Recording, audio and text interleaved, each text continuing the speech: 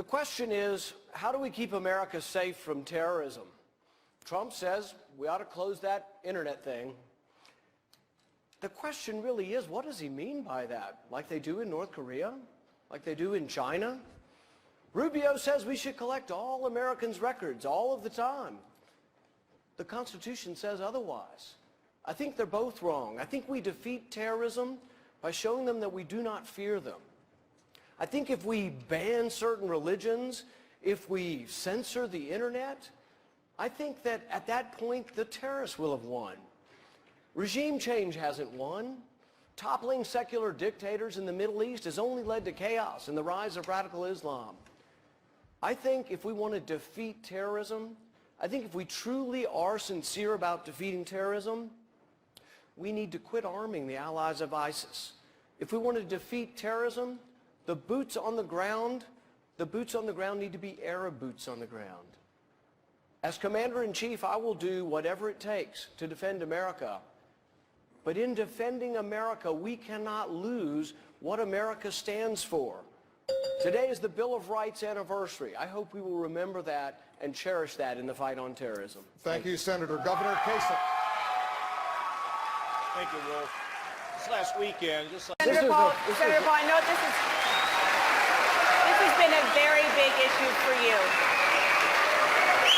You hear many of your colleagues are calling for increased surveillance by law enforcement. You call that hogwash. Why is that hogwash? You know, I think Marco gets it completely wrong here.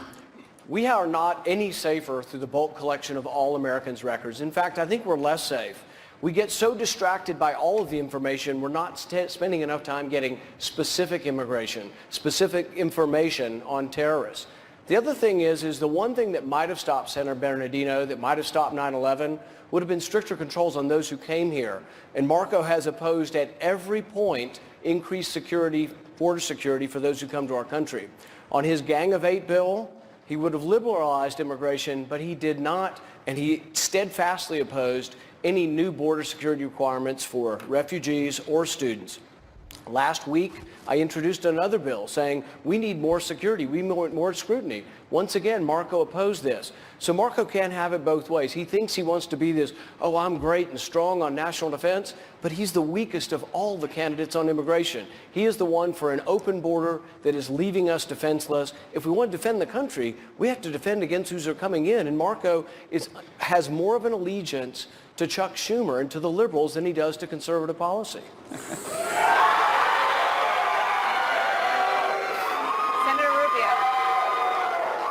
I want to thank Rand for another 30 seconds because, number one, what he's pointing to is a bill last week, an amendment he voted for that only 10 people voted for. You know why? Because it's not focused on terrorists. It would have banned anyone from coming here. Someone from Taiwan would not have been able to come here as a tourist. Number two, this program, this metadata program, is actually more strict than what a regular law enforcement agency has now. If a regular law enforcement agency wants your phone records, all they have to do is issue a subpoena. But now the intelligence agency is not able to quickly gather records and look at them to see who these terrorists are calling. And the terrorist that attacked us in San Bernardino was an American citizen, born and raised in this country. And I bet you we wish we would have had access to 5 years of his records so we could see who he was working with. Governor Christie, you have heard... Dana. Governor Christie, I'll come to you in a minute. Since I was mentioned in the question, can I respond? Go ahead, please. Marco still misunderstands the immigration issue. What I put forward was an amendment that would have temporarily halted immigration from high-risk terrorist countries, but it would have started it up, but I want them to go through global entry, which is a program where we do background checks. The thing is that every terrorist attack we've had since 9/11 has been legal immigration. Marco wants to expand that. I want more rules, more scrutiny, and to defend the country, you have to defend the border. Senator, we're going to talk about immigration in a while. But Governor Christie, don't I get another 30 seconds? He mentioned me again. Senator Paul, you said ISIS grew stronger because of the hawks in your party. Do you really think that Republicans have fueled the rise of ISIS? I think that by arming the allies of ISIS, the Islamic rebels against Assad, that we created a safe space or made that space bigger for ISIS to grow. I think those who have wanted regime change have made a mistake. When we toppled Gaddafi in Libya, I think that was a mistake. I think ISIS grew stronger. We have a failed state, and we are more at risk. I'd like to also go back to, though, another question, which is Donald Trump a serious candidate? The reason I ask this is if you're going to close the internet, realize, America, what that entails. That entails getting rid of the First Amendment, okay? It's no small feat. If you are going to kill the families of terrorists, realize that there's something called the Geneva Convention we're going to have to pull out of. It would defy every norm that is America. So when you ask yourself, whoever you are that think you're going to support Donald Trump, think, do you believe in the Constitution? Are you going to change the Constitution? Mr. Trump. So they can kill us, but we can't kill them. That's what you're saying. And as far as the internet is concerned, I'm not talking about closing the internet. I'm talking about parts of Syria, parts of Iraq, where ISIS is, spotting it. Now, you could close it. What I like even better than that is getting our smartest and getting our best to infiltrate their internet so that we know exactly where they're going, exactly where they're going to be. I like that better. But we have to... Who would be... I just can't imagine somebody booing. These are people that want to kill us, folks. And you're objecting to us infiltrating their conversations? I don't think so. I don't think so. Senator Paul. Senator Paul, I want to go back to my initial question, which is you saying that ISIS grew stronger because of hawks in your party. And do you think that your own party, the people who you're describing, are responsible for the rise of ISIS?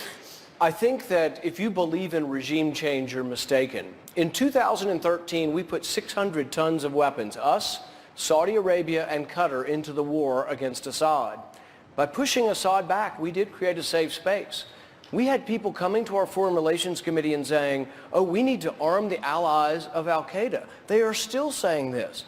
It is a crazy notion. This is the biggest debate we should be having tonight, is regime change a good idea? Has it been a good idea? There are still people, the majority on the stage, they want to topple Assad. And then there'll be chaos, and I think ISIS will then be in charge of Syria. Senator, we're going to talk about regime change in a bit, but Governor Kasich, would you like to respond to... You agree, Senator Paul? Senator Paul. Was getting rid of Saddam Hussein a pretty good deal? These are the fundamental questions of our time, these foreign policy questions, whether or not regime change is a good idea or a bad idea.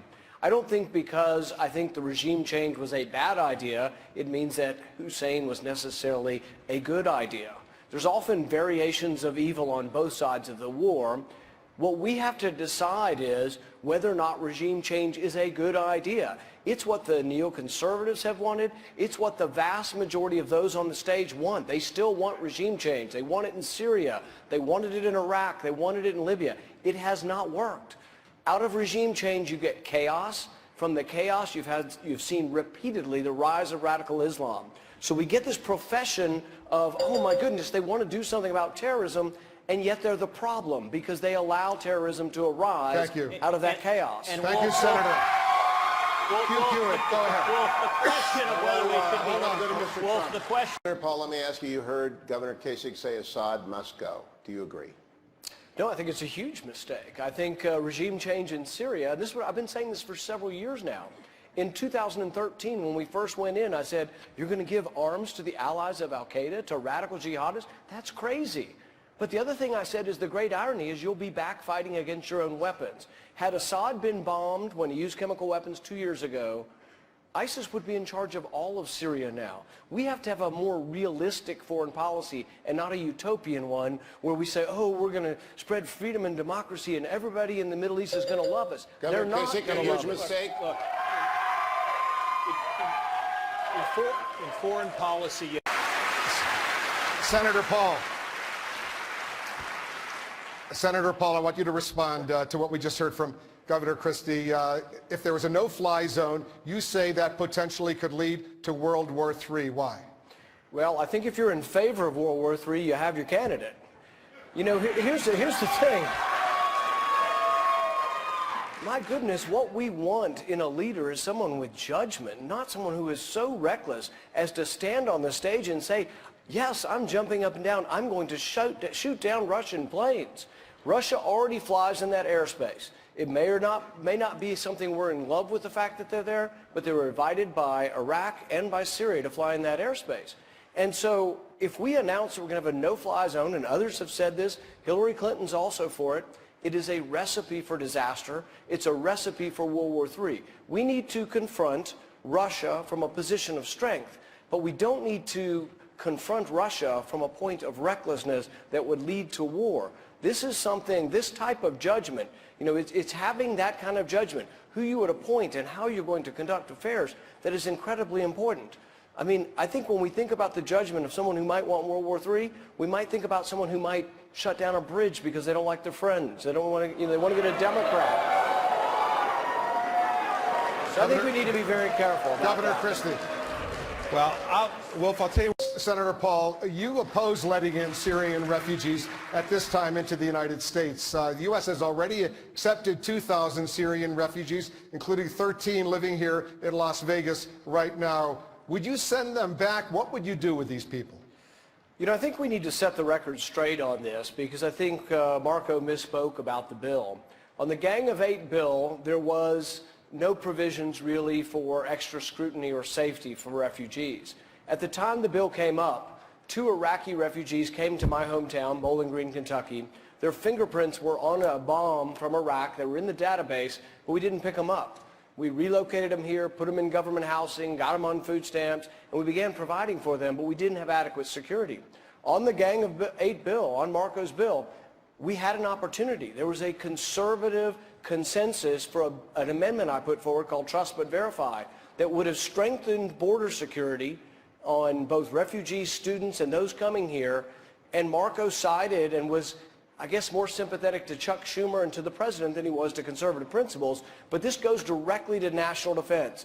And if he wants to run as a national defense conservative, he's got to explain why he hasn't stepped up to support border security. Senator Rubio. Well, as he's just admitted, the reason why those refugees were allowed in is because they messed up in how they used the actual database. They should have known. They didn't because they didn't run the actual law as it exists now. It didn't work well. As far as the refugees are concerned, it's not that America doesn't want to accept refugees, Wolf. It's that we may not be able to, because this is an issue we have to be 100% right on. If we allow 9,999 Syrian refugees into the United States, and all of them are good people, but we allow one person in who's an ISIS killer, we just get one person wrong. We got a serious problem. And there is not a single person in the national defense apparatus of this country that can guarantee you we're going to be 100% right. And that's why, as president, I'll take this very seriously. Senator Paul, you didn't answer the question about the 2,000 Syrian refugees who are already here in the United States. Will you send them back or let them stay? What my bill would do would be only for refugees going forward. So I haven't taken a position on sending anyone home, but I have taken the position that we have a lot of problems here in our country, and that one of the things that we do, charity is about giving your own money. Charity isn't giving someone else's money. To put everyone on government housing and food stamps and bring them in from around the world, I think is a mistake. To give of your own money, I've given to my church. My church has helped people that came from Bosnia. That's a good thing. But we shouldn't have a program where we just say that we're going to take care of the world's refugees. Nobody in the Middle East is doing anything. Saudi Arabia, Qatar, Kuwait, all the Gulf nations are doing nothing. They need to step up and take refugees. We have another question. We have another question from second, Senator Paul. The greatest threat to our national security is our debt. We borrow $1 million a minute, and whose fault is it? Well, frankly, it's both parties' fault. You have those on the right who clamor and say, oh, we must spend anything on the military, and those on the left who say the same for domestic welfare. But what most Americans don't realize is there's an unholy alliance. They come together, there's a secret handshake. We spend more money on everything. And we are not a stronger nation if we go further into debt. We are not projecting power from bankruptcy court. To me, there is no greater threat than our debt. I'm the only fiscal conservative on the stage because I'm willing to hold the line on all spending. I hope you'll consider me in the election. Thank you very much.